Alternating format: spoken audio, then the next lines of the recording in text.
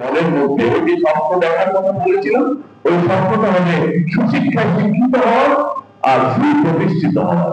যেন মানুষ সব সময় বলে, আপনাকে অনুসরণ করে, সব সময় বলে যে এই মানুষটা অত্যন্ত ভালো মানুষ।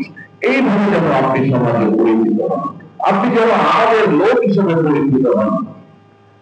সবাই যেন বলে যে এই লোকটা আমাদের লোক ছিল। এইভাবে পরিচিত হতে হবে, এইভাবে প্রতিষ্ঠিত হতে হবে।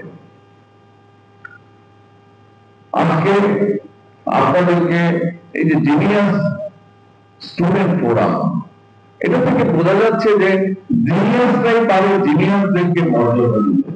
নিশ্চয়ই আজকে যারা এর আয়োজক তারা অত্যন্ত জিনিয়াস। তারা এখানে অন্য কোনো অনুষ্ঠানের আয়োজন না করে আজকে মেধাবী ছাত্রদেরকে ডেকেছে। এই জন্য আমি জিনিয়াস স্টুডেন্ট ফোরামের মেহেদী হাসান ফারহান সহ যারা আয়োজক সকলকে আমার পক্ষ থেকে ধন্যবাদ জানাই। আমি একজন শিক্ষক, শিক্ষক হিসাবে তোমরা সকলেই আমার ছাত্র, এবং আমি বিশেষ করে এখানে দেখতে পাচ্ছি অনেক গার্লস স্টুডেন্ট। আমি মূলত একটা গার্লস কলেজেরই এখন অধ্যক্ষের কাজ করি। সবসময় ছাত্রদের মধ্যে থাকতেই ভালো লাগে, কারণ এদের মধ্যে আমাদের স্বপ্ন দেখি। আমরা যে রাষ্ট্র মেরামতের চিন্তা করছি, আমরা যে রাষ্ট্র কাঠামো পরিবর্তনের চিন্তা করছি, সেটি কাকে দিয়ে সম্ভব? সেটি তো আমাকে দিয়ে আর সম্ভব নয়।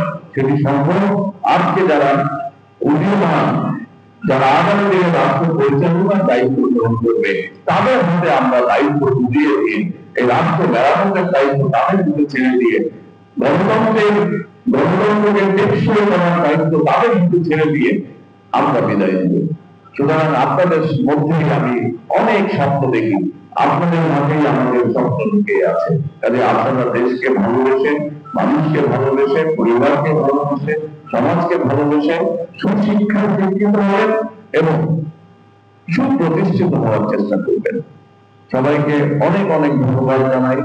আপনাদের আগামী দিনের জীবন আরো রঙিন হোক, আরো স্বপ্নময় হোক, আরো আরো উন্নত থেকে আরো অনেক বেশি সফলতা আপনারা অর্জন করতে পারেন, সেই দোয়া করে কামনা করে আমি আমার বক্তব্য শেষ করছি। আমার আসতে অনেকটা দেরি হয়েছে, আমি কলেজে গিয়েছিলাম, আসার পথে একটু জ্যামে পড়ে গিয়েছিলাম। আজকে প্র্যাকটিক্যাল পরীক্ষা হচ্ছে বোর্ডের, সেখানে আমার কিছু কাগজে স্বাক্ষরের বিষয় ছিল।